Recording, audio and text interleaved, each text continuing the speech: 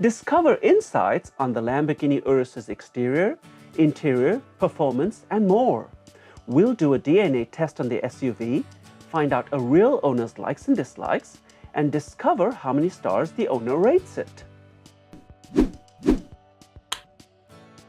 Introduced in 2017, the Urus after the LM002 is Lamborghini's second SUV. We'll take a detailed look at the Urus, but first a production note. The owner of the Urus prefers to remain private, so you won't hear him or see him, but I will share his likes and dislikes in my own voice. So let's start with one of his likes. I like that the Lamborghini DNA has been carried over and you can distinguish the car as part of the Lamborghini family. The Urus is based on the same platform as the Audi Q7 and Bentley Bentayga, but it does have distinct Lamborghini styling. Let's take a closer look with the help of a few props. In the design of the side, you can see the characteristic tapered window profile along with the slanted character line that blends into the haunch. The triangular detail is inspired by the LM002, but in the Urus's case, it's purely decorative. Another detail from the LM002 is the profile of the wheel arches. Moving on to the rear, you see the express diffuser and the angled expression of the back. The trend continues in the front with the distinctive diagonal lines, the center crease, and the subtle notch around the emblem. There's also the express diffuser, but my one complaint about the front design is that the zone between the diffuser and lights feels bulky and could have been designed to feel narrower and lighter like in the concept car. So, does the distinctive Lamborghini DNA continue to the inside? Here's what the owner had to say. I don't like the cross-brand parts between Audi and Lamborghini, such as the steering wheel and infotainment system. I agree. Take a look. They look eerily similar to what's in an Audi Q8.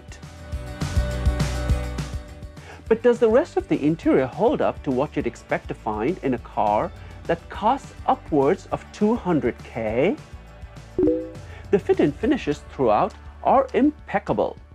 Leather seats are heated, cooled, and have massage functions. There's power-operated rear seats with heating and individual climate control. And I just love the detailing of the contrasting leather upholstery between the rear bucket seats. To keep you entertained, there are screens for the rear passengers. There's gorgeous open-pore wood, contrasting satin finish aluminum, and soft Alcantara headliner throughout. Lamborghini has done an incredible job of combining luxury with race car performance. A great-sounding Bang & Olufsen system complements the experience. Two separate screens provide controls for infotainment and climate control. The navigation provides a crystal-clear Google Earth display. With the backup camera comes a really cool visualization of a 3D Urus moving in its surroundings. But the coolest part is this beautiful aeronautical-inspired selector for engine start-stop, gears, drive modes, and settings. More about the drive modes later.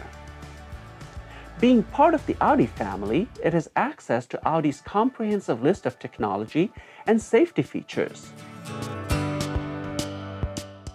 If you're a Lamborghini fan, you're probably familiar with Lamborghini's obsession with Y and hexagon-themed elements. So, let's go on a treasure hunt. There's Y elements in the speakers, back console, pedals, rear lights, and in the front lights, including little Y details in the light itself. But the neatest one is the way the satin aluminum wraps around from the door and creates a Y around the center console. Very cool. And then there's hexagons in the shape of the steering wheel, the vents,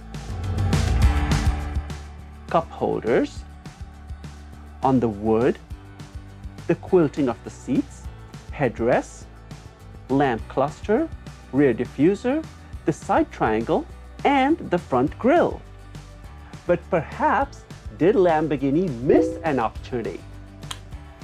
As the owner told me, I don't like the quad exhaust round pipes.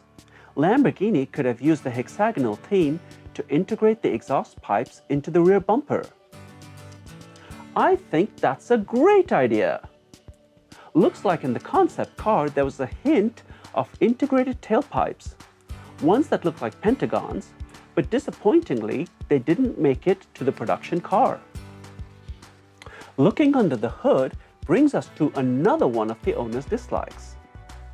I don't like that they use turbos as opposed to a naturally air-aspirated engine. Instead of the typical naturally air-aspirated Lamborghini V10 or V12 engines, the Urus has a twin-turbo V8 producing an amazing 650 horsepower and 627 pound-feet of torque. Apparently, the reason for this choice had to do with the larger engines not fitting on the Audi platform.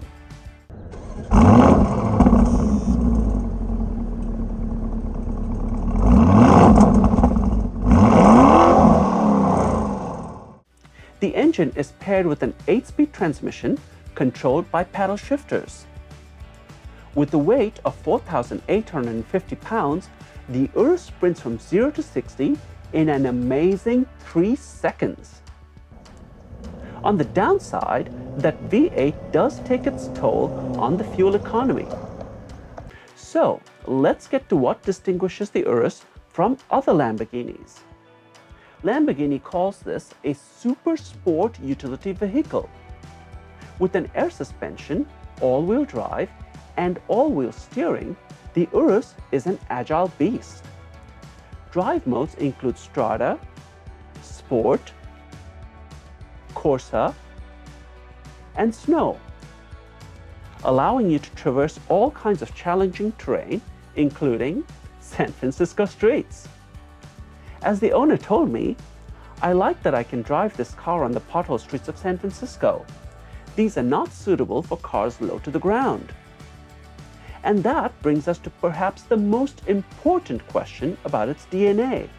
How does it drive? And to this the owner said, it doesn't feel like you're driving an SUV. The power and speed are equally comparable to Lamborghini sports cars. Well, he would know. He used to drive a Huracan before he moved to San Francisco. And then he sold the Huracan and bought an Urus so he could navigate the pothole streets of San Francisco. When I asked him what he would rate it out of 5 stars, he gave it a perfect 5 stars. If you're considering the Urus, take a look at our other owner reviews and let's get you on the show.